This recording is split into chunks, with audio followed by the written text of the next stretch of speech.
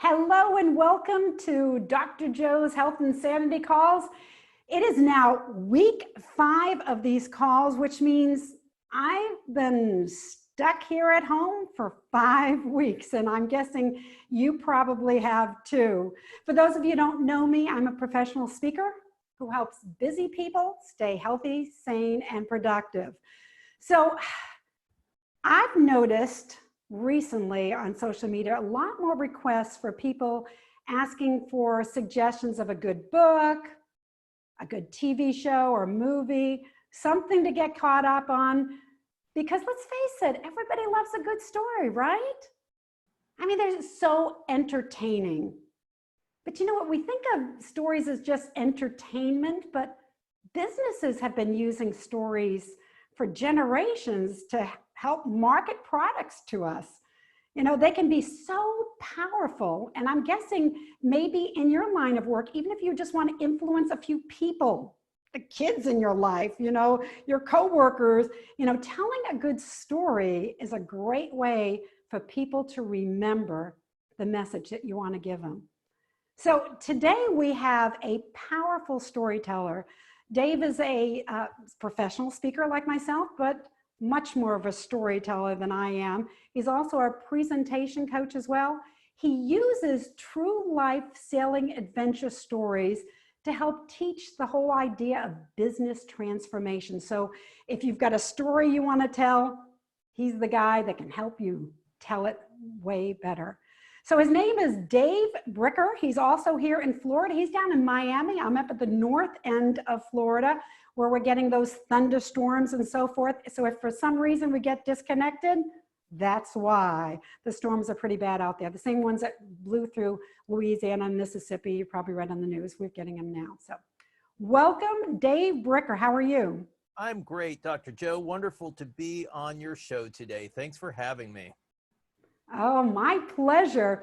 In fact, when I put out a request, a bunch of people responded. And when Dave did, I was saying, I know you.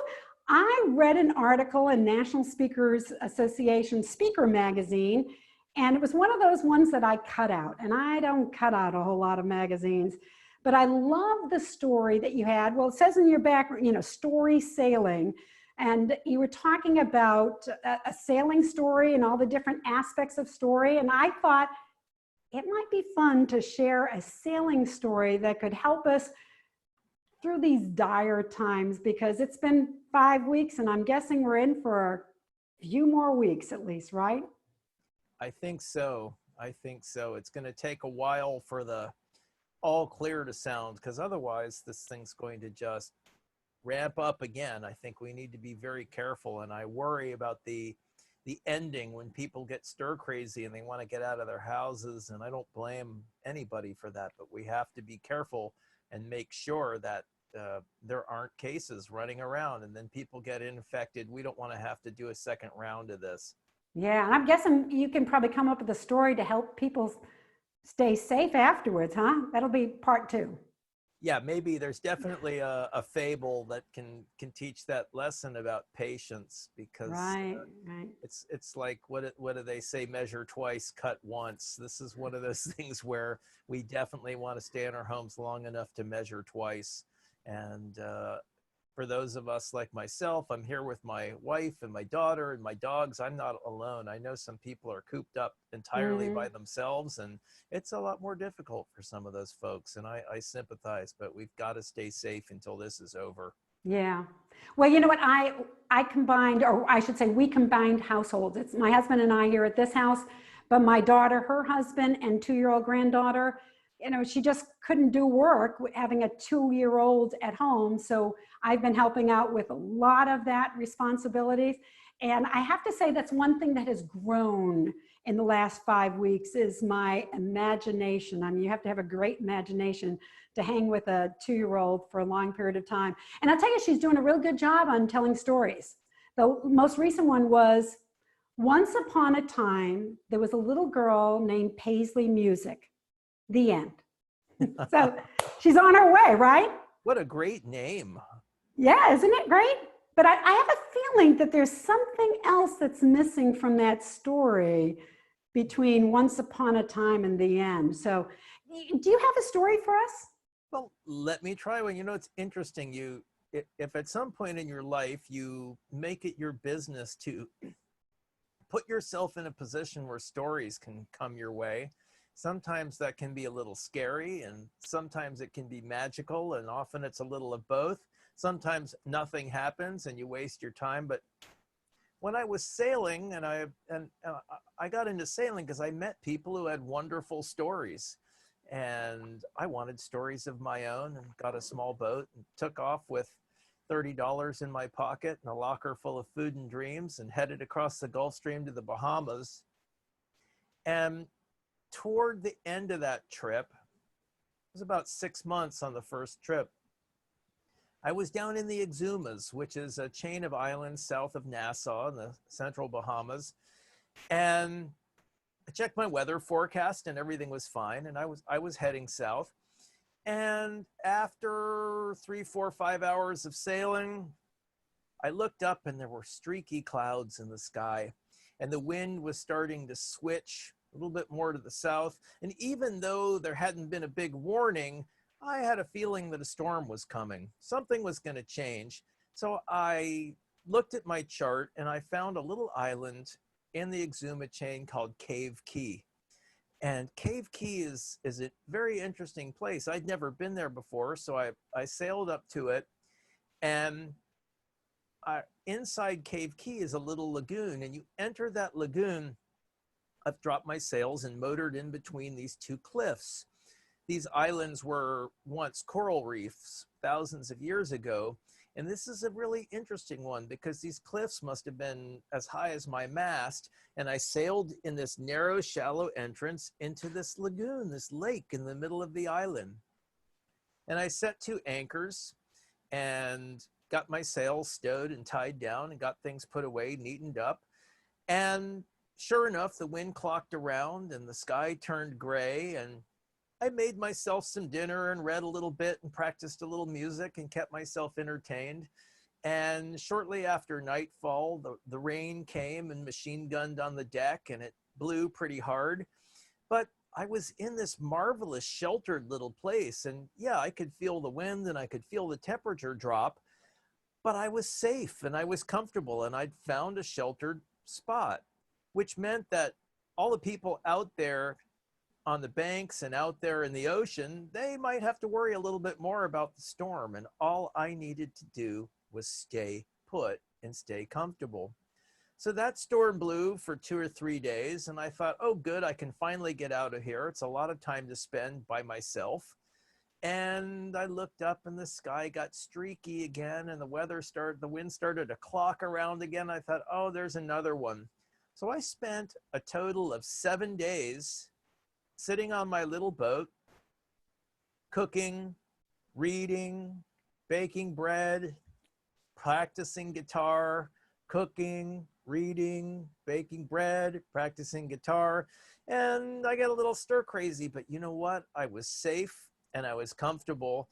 And after the storm had passed, I was able to sail back out, motor between those 2 cliffs and back out onto the banks and out into the deep water and on down to where my destination was.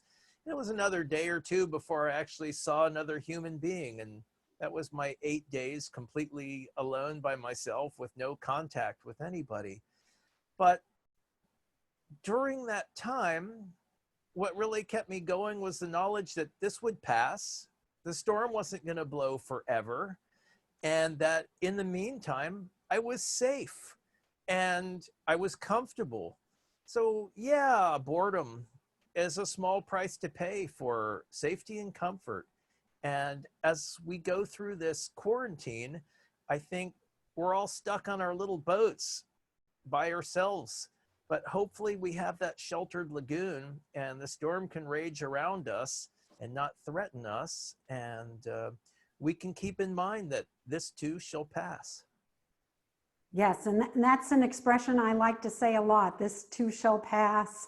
It is what it is. There's nothing we can do about it.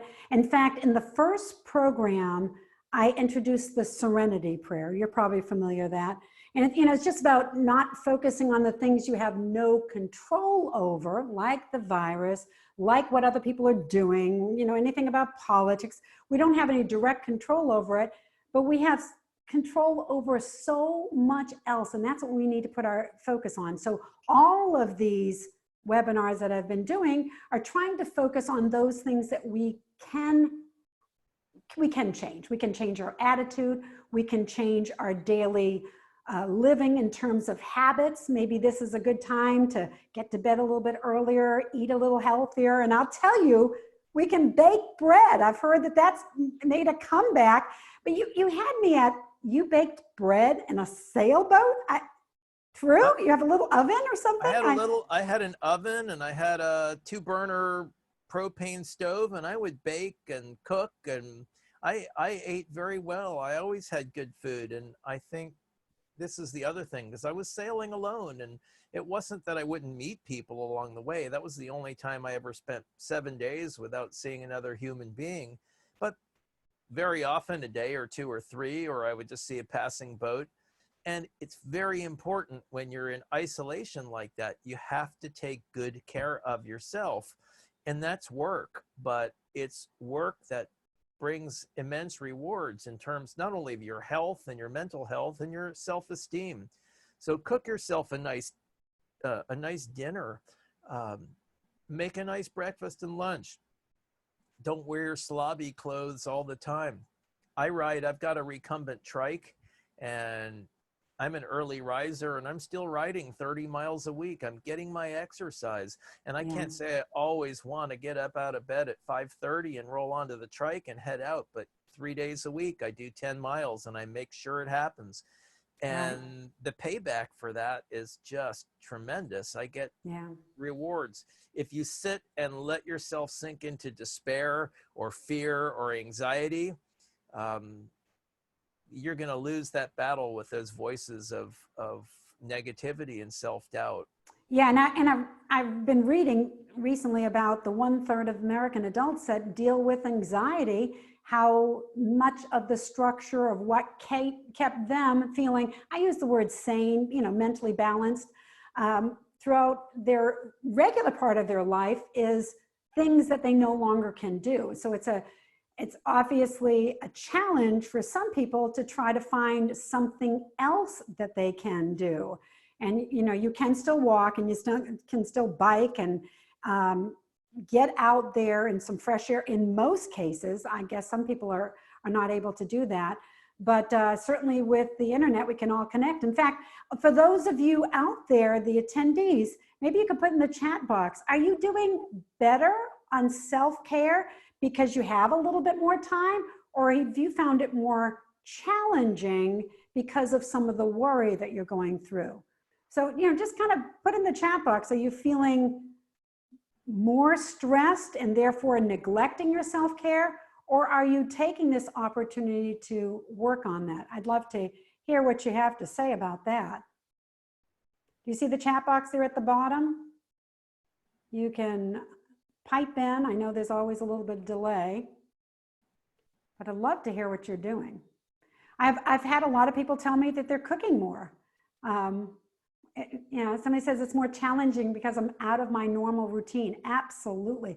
And we've been talking about that. It's time to establish a new normal, because I think this new normal is going to stay with us, not just until we're allowed out a little bit more, but like, for example, for me as a professional speaker, will they continue to have large events, once the businesses open up, or will they hang back for maybe another year until the vaccine is out? So funny you bring this up. The last few days have been all about self-care. Colored my roots, painted my toes, yoga via Zoom. Thank you very much. And someone else says, not stressed, actually enjoying having time to garden and do projects with my significant other. So, we got a little bit of each, walking a lot, cooking more, very busy at work. So still working on getting enough sleep. Spending more time with family. And that can be good or it can be bad. I've had people say, I've never spent so much time with my family as I am right now. Luckily my husband and I both work from the home, so we're kind of used to all that. So cooking more, moving more, That is a non-option. Yes, I agree, Darcy. House projects, volunteer. I've done a bunch of house projects, including replacing the locks on my front door. I built a cabinet in the living room, done a lot of gardening. And for those of you who know me, my hair is getting long. So it is up to me to get it cut soon. It'll either be me, my husband, my daughter, who's never cut anybody's hair, or my 2-year-old granddaughter. Who do you think I should have cut? What about you, Dave? Who do you think I should trust for that one? Go with the adults. The 2-year-old could get creative on you. I know, but that might be kind of fun, right? Depends on how much time you've got to recover. Yeah, I know. I've got another call on Wednesday and another one on Friday. So anyway, it is, it's about time to finish. If anybody's got any more comments, I'd love to read them in the chat box. Are you feeling more stressed out and therefore not having as much time with your self-care, or are you dedicating more time to your self-care? So yeah, it's about 50-50 everywhere I look. Some people say yes, and some people say no. So that's kind of interesting.